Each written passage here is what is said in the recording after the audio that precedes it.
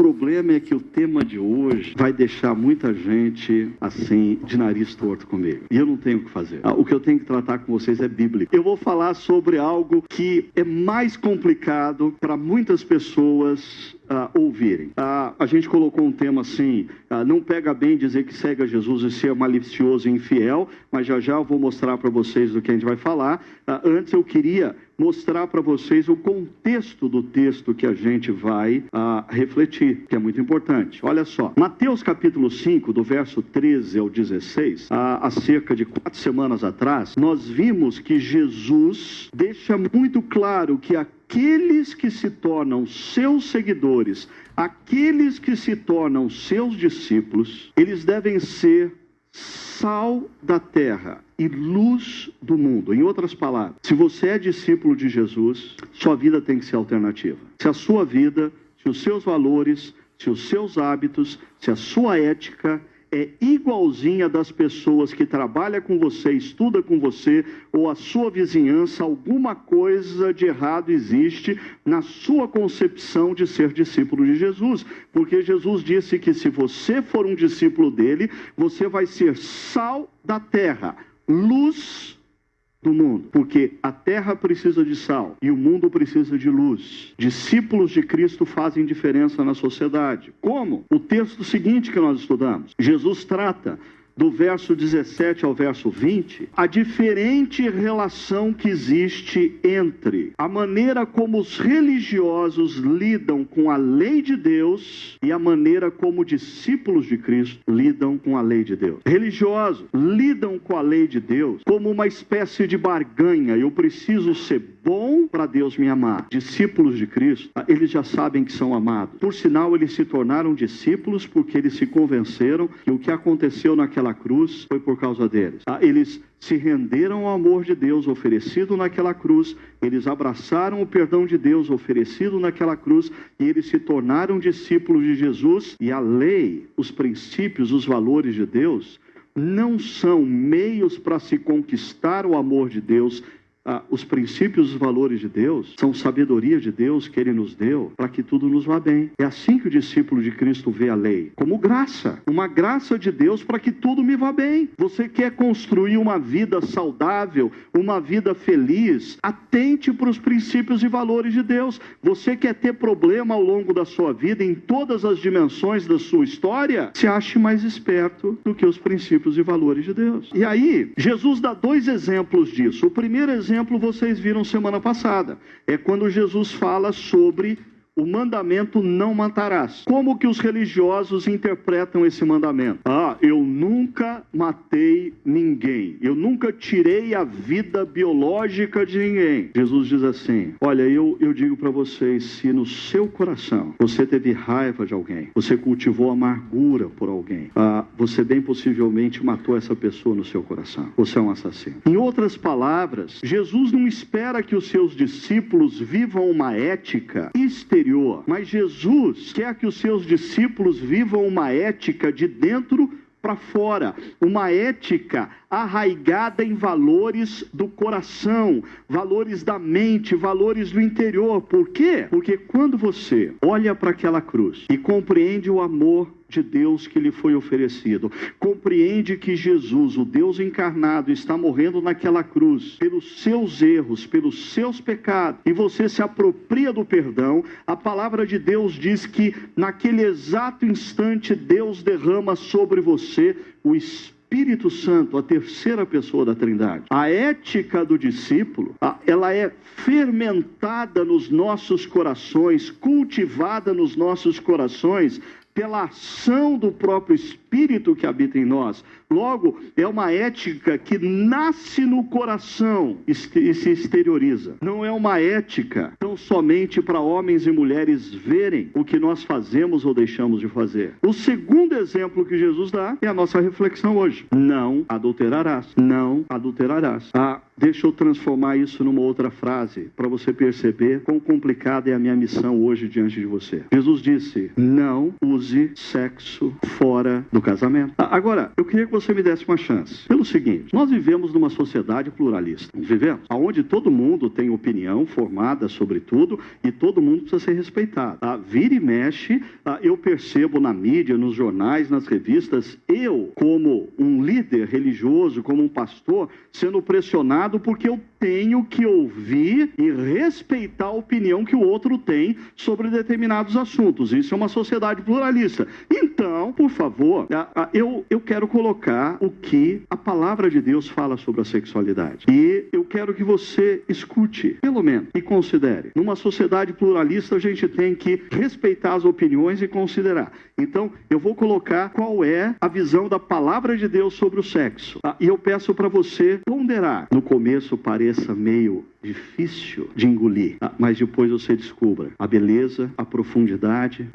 e quão maravilhoso é o nosso Deus no seu plano. Olha o que acontece no texto a partir do verso 27. Vocês ouviram o que foi dito, não adulterarás, mas eu lhes digo, qualquer que olhar para uma mulher para desejá-la, já cometeu adultério com ela no seu coração.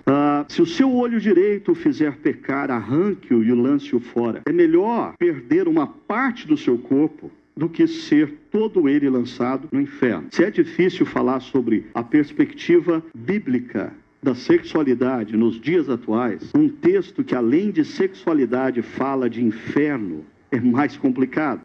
E manda você arrancar o olho. E vai ficar pior. Além de cego, você vai ficar maneta. Olha só. E se a sua mão direita o fizer pecar, corte-a e lance-a fora. Ou seja, além de ficar cego, não dá para usar braille. Porque perdeu o olho, perdeu a mão. Jesus diz, é melhor perder uma parte do seu corpo do que ir todo ele para o inferno. Repete o conceito. Aí, como miséria pouca é bobagem, o texto seguinte, que está ligado ainda ao texto anterior, fala sobre outro tema altamente desconfortável para esse público e para muitas pessoas que escutam a gente pela internet. Olha só, foi dito, aquele que se divorciar, divórcio, adultério, inferno, divórcio, que mais que Jesus quer que eu explique para vocês hoje? Mas olha só, deverá dar-lhe certidão de divórcio. Mas eu lhes digo que todo aquele que se divorciar de sua mulher, exceto por imoralidade sexual, faz que ela se torne adúltera. E quem se casar com uma mulher divorciada estará cometendo adultério. Você tem que prestar muita atenção no que Jesus disse aqui para você não fazer doutrina que não tem nada a ver com a Bíblia. E o trecho se conclui com os versos 33 a 37 que diz: vocês também ouviram o que foi dito aos seus antepassados. Não jure falsamente, mas cumpra os juramentos que você fez diante do Senhor. E você se lembra que quando a gente se casa com uma pessoa, a gente faz juramento diante de Deus? E Jesus diz, mas eu lhes digo, não jurem de forma alguma pelos céus, pela terra, por Jerusalém, pelo templo. E Jesus conclui, seja o seu sim, sim, o seu não, não. O que passar disso vem do maligno, o dono do inferno. Como sair dessa? Primeiro, deixa eu mostrar para você a conexão que existe entre esses três textos. Presta atenção. Do verso 27 ao verso 30 de Mateus 5, Jesus fala sobre o adultério, mas Jesus vai dar uma guinada nessa temática, levando-a para a questão da imoralidade sexual. O sexo fora do plano de Deus. O sexo usado de uma forma como Deus não planejou. Porque o sexo é criação de Deus, o sexo é bom, mas Deus criou o sexo para uma relação de aliança, de compromisso. Fora dessa relação, começam os problemas. Olha só, aí Jesus fala sobre o divórcio, e ele fala sobre o divórcio por imoralidade sexual. Em outras palavras, se o adultério, a imoralidade sexual é a temática de Jesus, Jesus vincula o divórcio em 90 e tantos % dos casos, a problemas ligados à sexualidade, ao uso indevido da sexualidade. E ele termina falando da fidelidade nas promessas assumidas. Eu vou me concentrar no primeiro texto. Eu vou me aprofundar só nesse primeiro trecho. E depois, no final, eu vou fazer uma ponte com os dois outros. Mas veja bem, o texto começa Jesus dizendo: vocês ouviram o que foi dito. E quem disse? A lei. Mas Jesus está fazendo uma referência ao legalismo dos fariseus e escribas, porque os fariseus e escribas liam a lei: não adulterarás, como um mandamento externo. Se eu não deitar numa cama com uma outra mulher, se eu não tiver um ato sexual com uma outra mulher, eu não adulterei. E Jesus diz: mas eu lhes digo. E Jesus, como ele fez anteriormente, ele vai trazer esse princípio ético para o coração, para o interior, para a mente. A gente tem aqui uma clara contraposição entre o ensino dos fariseus e escribas e o ensino de Jesus. Você precisa se lembrar que o Sermão da Montanha termina no capítulo 7 de Mateus, dizendo que as multidões se maravilhavam porque o ensinamento de Jesus era completamente diferente do ensinamento dos escribas e fariseus. E quando Jesus falava, o coração deles ardia. Veja comigo, o legalismo dos fariseus e escribas focava a questão do adultério num ato exterior, num ato visível, num ato concreto. Logo, se não tem um ato sexual, eu não adulterei. Perceba, na lógica farisaica, não existe problema algum, por exemplo, você ligar para o Disque Sexo e fazer sexo imaginário. Você não tocou em ninguém. Não, você não traiu seu cônjuge, porque, afinal de contas, você não deitou na cama com ninguém, você não tocou no corpo de ninguém, você nem fez sexo com ninguém, você só ouviu alguém falar algo para você. Ainda, entrar numa sala de chat ou vídeo e fazer sexo virtual. Não tem problema, né? Afinal de contas, a gente não está falando de um ato físico, não aconteceu nada.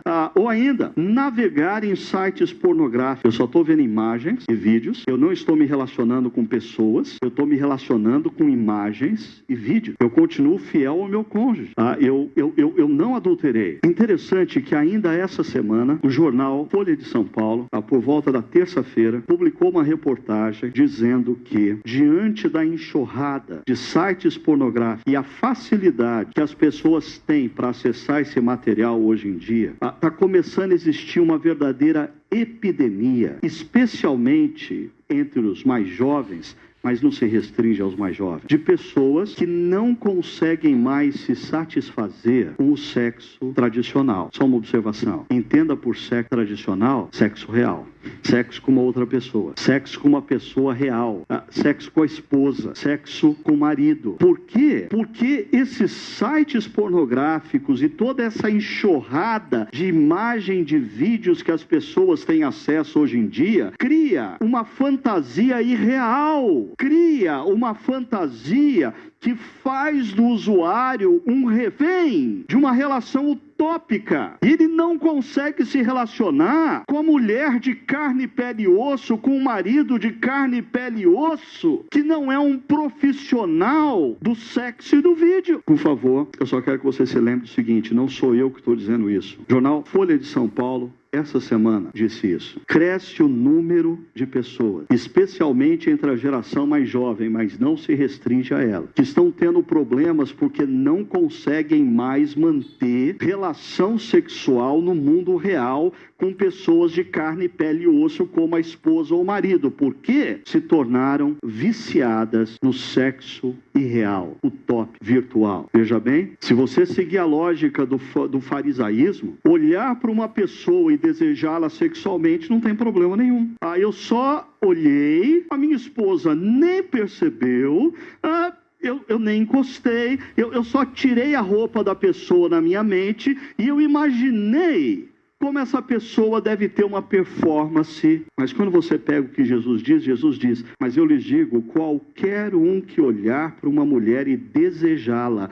Deixa eu falar um pouquinho mais sobre essa dimensão interior do coração que Jesus trata, falando com vocês um pouco mais sobre esse verbo desejar. Esse verbo desejar, no grego, é o verbo epitimeo, que vem do substantivo epitimia, que a gente já falou sobre isso aqui no passado. Epitimia. O que te lembra o som dessa palavra? Epitimia. Epitimia. Os médicos, o que lembra esse som? Epitimia. Algo que se propaga sem controle. Algo que vai contaminando as pessoas. Algo que vai contagiando a ponto da pessoa que tem o desejo perder o controle e o desejo passar a controlá-la. É isso que Jesus está dizendo, que se você não aprender a lidar com a sexualidade na perspectiva divina do Criador, o sexo como algo maravilhoso que Deus deu para um homem e uma mulher,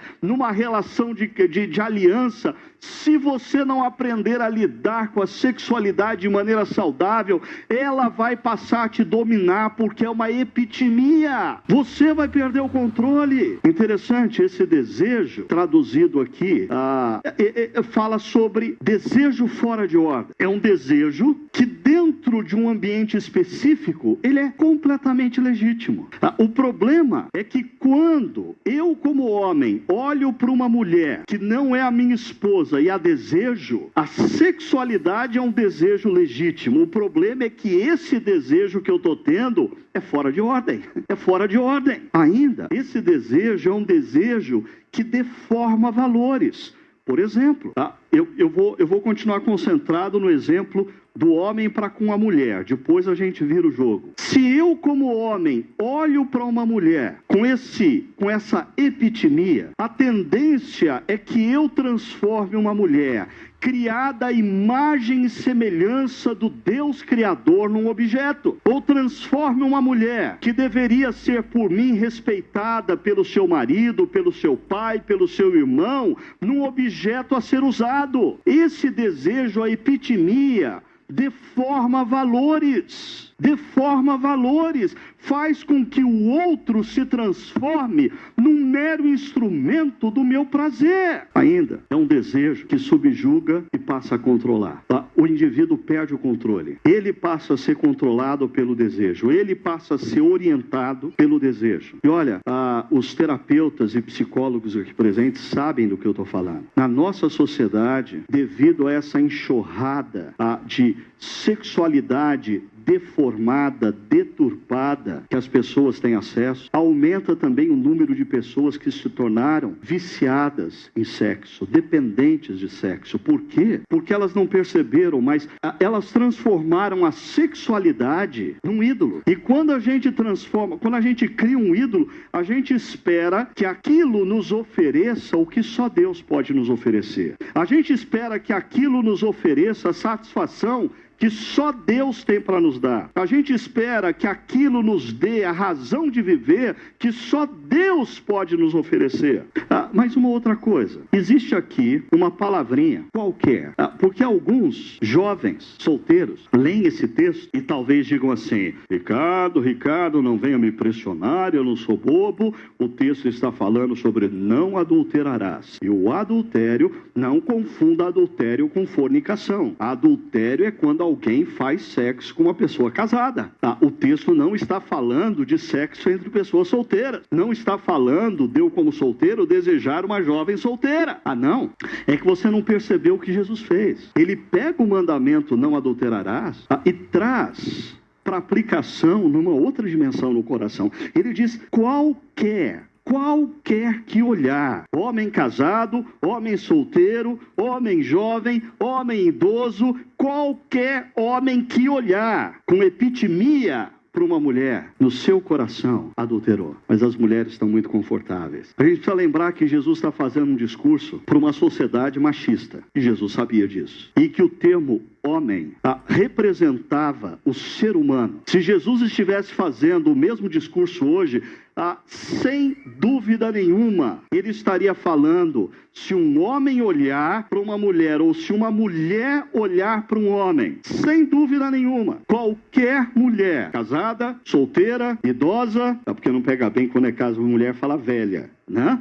Então, jovem, mais experiente, que olhar para um homem, para desejá-lo, ou seja, olhar para um homem com epitimia, já cometeu adultério no seu coração. A coisa é séria, porque daí vem esse texto que fala assim, por isso, meu amigo, minha amiga, se você tem problema nessa área, e o teu olho faz você errar, arranca o teu olho fora. A lógica de Jesus é o seguinte, é melhor você perder um olho do que perder a vida inteira. A sua vida virá um inferno.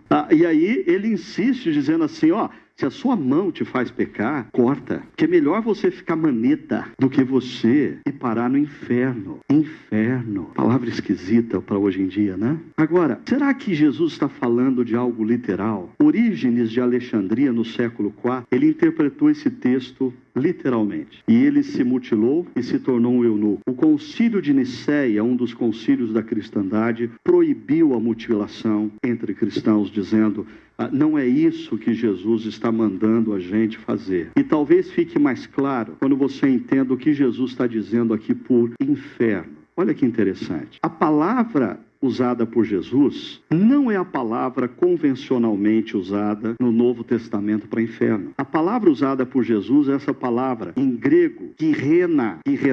De onde vem essa palavra? Essa palavra é uma tentativa de transliteração de uma palavra hebraica do Antigo Testamento, Gui-Rinon. O que é Gui-Rinon? Gui-Rinon, filhos de Rinom. Gui-Rinon era um vale no sul de Jerusalém, mais propriamente no sudoeste de Jerusalém, quando, durante o reinado do rei Acás e do rei Manassés, no passado, naquele vale aconteceu adoração, rituais de adoração ao deus Moloque. Crianças foram sacrificadas vivas a Moloque. Por isso o rei Josias, que veio em seguida, determinou que aquele vale era um vale amaldiçoado e que nenhum israelita deveria habitar naquele vale, porque ele era um vale condenado, um vale amaldiçoado. Por isso, mais tarde esse vale, já que ninguém pode morar lá, esse vale foi transformado num grande lixão a céu aberto. Todo o lixo de Jerusalém era depositado no vale de Rinom, ou vale dos filhos de Rinom, e queimado. E devido aos gases do lixo, o fogo estava aceso dia e noite no vale de Rinom. O que será que Jesus está querendo dizer? Se você não ficar esperto, crescer mentalmente, crescer de coração e aprender a lidar com a sua sexualidade de uma forma saudável, a sua vida vai virar o vale de Rinom. Mais cedo ou mais tarde. Mais cedo ou mais tarde. Ok, deixa eu colocar para vocês aqui 5 coisas. O que Jesus não estava querendo dizer com esse texto? Primeiro, Jesus não está querendo dizer que sexo é coisa do mal, ok? Jesus não estava querendo dizer que sexo é ruim. O sexo foi criado por Deus e, para os moralistas, o sexo é criado por Deus antes da queda. O sexo é criado por Deus no capítulo 1 e 2 de Gênesis. A queda acontece no capítulo 3. No capítulo 1 e 2, Deus cria o homem e a mulher, e quando Deus traz a mulher diante do homem, a mulher está nua. E quando Adão vê Eva nua, o que ele faz? O que qualquer outro homem faria. Uau! E ele faz isso na presença de Deus. E diz o texto que Adão estava nu, Eva estava nu, e eles não tinham vergonha. Por quê? Porque o sexo não é coisa do mal. O sexo não foi criado pelo maligno. O sexo foi criado pelo Deus Criador. Outra coisa que Jesus não estava querendo dizer, que a mutilação é louvável. Não, a mutilação não é o caminho. Por sinal, você precisa aprender e se lembrar constantemente que você não deve lutar contra comportamentos. Comportamentos têm por detrás deles valores, pensamentos. Você precisa mudar os valores e pensamentos que regem a sua vida, capacitado pelo Espírito Santo. De nada adianta você se mutilar externamente se você não fizer o que Paulo diz em Romanos capítulo 12, renovar a sua mente, renovar as suas emoções, mudança de valores e pensamentos geram mudança de comportamentos. Tentativa de mudar comportamento gera moralismo, religiosidade, enfermidade. 3. Jesus não estava dizendo que pisou na bola, está no inferno. Porque tem algumas igrejas que infelizmente diz isso. Que todos os pecados são perdoados, mas o adultério não é. Se você adulterou, você já está sentindo o calorzinho do inferno, você já está lá. Não adianta, não, você pode, agora você pode até se mutilar, Deus não vai reverter o problema, porque não tem perdão para esse tipo de pecado. Jesus nunca disse isso e Jesus não estava dizendo isso. 4. Jesus, preste atenção agora, mulheres. Jesus não está dizendo que homens são lobos e mulheres são ovelhas. Especialmente porque Jesus, como Deus Criador encarnado, como Deus Criador, Ele é onisciente, onipotente, onipresente, e Ele conhece todas as épocas, inclusive a nossa, onde as mulheres de ovelha não tem nada. Então, quando a gente está falando aqui, eu estou falando de igual para igual. Tanto homens como mulheres precisam ouvir o que Jesus está dizendo, porque Ele não está dizendo que homens são lobos e mulheres são ovelhas. 5. Jesus não está dizendo que essa conversa é para gente casada, porque ele inverteu o jogo. Ele disse qualquer um que olhar com epitimia no coração, falhou na sua sexualidade, errou, fez uso indevido. Por sinal, deixa eu colocar uma frase aqui de John Stott, que alguns de vocês não sabem quem é John Stott, mas especialmente os jovens. Tem uma turma dos jovens assim que, se a Bíblia falar, a gente tem que discutir o assunto, mas se John Stott falar, não, aí é sério, né? E olha o que John Stott fala sobre esse texto. Argumentar que a referência apenas diz respeito a um homem casado cobiçando uma mulher é incorrer na mesma casuística que Jesus condenou nos fariseus. Ok, mas então o que Jesus está dizendo? Primeiro, Ele está dizendo que o sexo é algo muito precioso para ser tratado de forma banal. O sexo, na nossa sociedade, se tornou meramente um impulso. Se você crê que nós viemos de uma ameba e que a gente virou ser humano sem qualquer intenção por parte de um ser maior, você tem toda a razão de dizer que a sexualidade é um impulso, como qualquer outro, como o desejo de comer ou beber, como qualquer outro. Agora, se você crê que um Deus Criador esteve por detrás de todo o processo criativo, Ele não criou as coisas de maneira não intencional, Ele criou de forma intencional. E a sexualidade tem um lugar precioso. Deixa eu explicar isso, fazendo menção para vocês. Esse sujeito, que o nome dele está errado, é Rob Bell. O Rob Bell, ele foi muito famoso por causa da série Numa. Ele era um pastor em Michigan, nos Estados Unidos. Aí ele resolveu ser ator em Hollywood. Num dos filmes que ele faz, ele fala sobre o amor como 3 chamas. E ele chama a atenção da gente para uma coisa muito interessante. No hebraico, você tem 3 palavras para o amor. Dod, Hayá, Ahavá. Essas 3 palavras, ele ilustra como 3 chamas. Dod é o amor físico, o amor sexual. No grego, é o eros. O Hayá é o amor amigo, é o amor companheiro, é o amor daquele que caminha junto por amizade, por companheirismo. No grego é o philos. E o ahavá é o amor compromisso, é o amor aliança, é o amor que diz: eu vou estar com você nos dias ensolarados ou nos dias chuvosos, na saúde ou na enfermidade, em tempos alegres ou em tempos tristes. Eu decidi, eu vou ficar com você para sempre. E o Rob Bell, ele diz que o grande problema da sociedade contemporânea é que a sociedade contemporânea transformou o amor físico, sexual, na única coisa que se... Mas quando você usa o Dod ou o Eros fora do contexto do Philos e do Ágape ou do Hayá ou Ahavá, você nunca consegue se satisfazer. Você tem que ter mais. E você tem que buscar experiência com outros. outros. E você precisa começar a procurar experiências diferentes.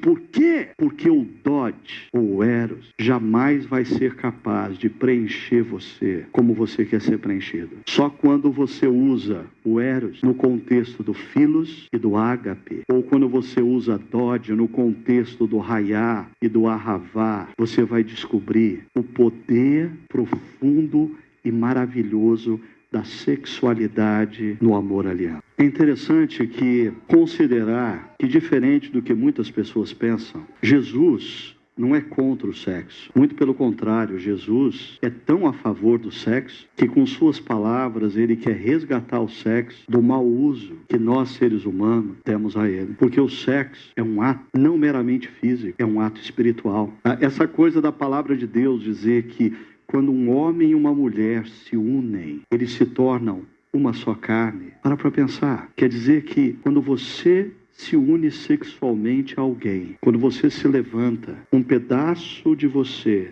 ficou com aquela pessoa e um pedaço daquela pessoa ficou com você. Aí você entende a confusão que vai se tornando na mente e no coração das pessoas da nossa cultura, quando elas precisam construir uma relação com uma pessoa, tendo na mente e no coração a memória e o sentimento de inúmeras experiências. Eu sou pastor há quase 30 anos, mas escuto as histórias das pessoas há quase 35. E eu posso dizer para vocês, muitas das pessoas com as quais eu converso, que estão enfrentando um verdadeiro guirrinom nas suas vidas, são pessoas confusas pelas opções que elas fizeram no passado. Elas transformaram suas vidas num guirrinom, num inferno emocional, confusão e tudo mais. Olha só, o sexo, como nos foi dado pelo Criador, deveria ser uma das experiências mais misteriosas e fascinantes de um ser humano. Através dela, uma pessoa diz ao seu cônjuge: eu pertenço para sempre, total e exclusivamente a você. Isso é sexo no plano de Deus. Outra coisa que Jesus está dizendo: o desejo sexual disfuncional, ou epitimia, só pode ser vencido antes da batalha começar. É interessante isso, porque esse é um tipo de desejo que, se você deixar, se você entrar em campo para lutar contra, você já perdeu. Você só ganha quando você se previne nem entrando em campo. Em outras palavras, deixa eu explicar isso. Se uma determinada situação vai fazer emergir no seu coração, na sua mente, a epitimia, não lute contra a epitimia. Lute contra a situação. Não entre naquela situação. Evite aquela situação. Se, por exemplo, navegar na internet dentro do seu quarto é um problema para você, o que Jesus está dizendo não é para você cortar a sua mão ou tirar os seus olhos. Ele está dizendo: comece a acessar a internet na mesa da sala de jantar, na frente de todo mundo. Porque essa é uma batalha que, se você entrar, você perde. A única chance de você ganhar essa batalha é você evitar as circunstâncias que faz você ser dominado pela epitimia. E terceira e última coisa que Jesus está nos dizendo: se você não lidar com sua sexualidade de forma sadia, sua vida vai virar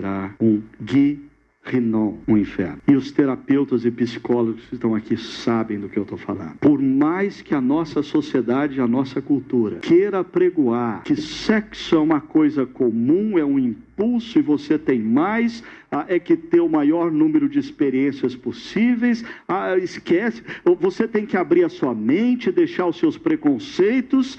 Quem lida com seres humanos e escuta a alma de seres humanos como eu, sei o que essa cultura está gerando na vida das pessoas. Um guirrinom, um inferno. Um dos exemplos que Jesus dá, o divórcio. Dizer para mim que o divórcio é uma situação fácil de se passar, que a gente passa pelo divórcio com o pé nas costas. Quem já passou pelo divórcio sabe que não é assim. E o pior, às vezes, se não bastar o vale de guirrinom que é o divórcio, muitas vezes as consequências maiores ainda vêm com os filhos, 10, 15, 20 anos depois. Eu não estou dizendo que você não tem condições de reconstruir a sua vida, eu só estou dizendo que falar que o divórcio é uma experiência simples, corriqueira, uma opção fácil, a maioria das pessoas que passaram pelo divórcio sabem que não é. Qual é o centro da questão, então? Mateus 5,37, e assim eu vou terminar. Seja o seu sim, sim. Se eu não, não. O que passar disso vem do maligno. Peraí, o que eu estou querendo dizer? Vamos lá. Você é casado? Seja total e exclusivamente de seu cônjuge. Ponto final. Seja o seu sim, sim, e o seu não, não. E quando eu digo seja total e exclusivamente do seu cônjuge, eu estou dizendo para você que o seu desejo precisa ser para o seu cônjuge. E eu estou dizendo para você que você precisa cultivar a sexualidade na sua relação, sim. Em outras palavras, pratique sexo. Esse é o imperativo de Deus para a sua vida hoje. Tem gente que gostou dessa aplicação. Mas, por favor, pratique sexo de maneira real e presencial. E abandone a utopia. Abandone a escravidão que a pornografia tem gerado na vida de pessoas da nossa cultura.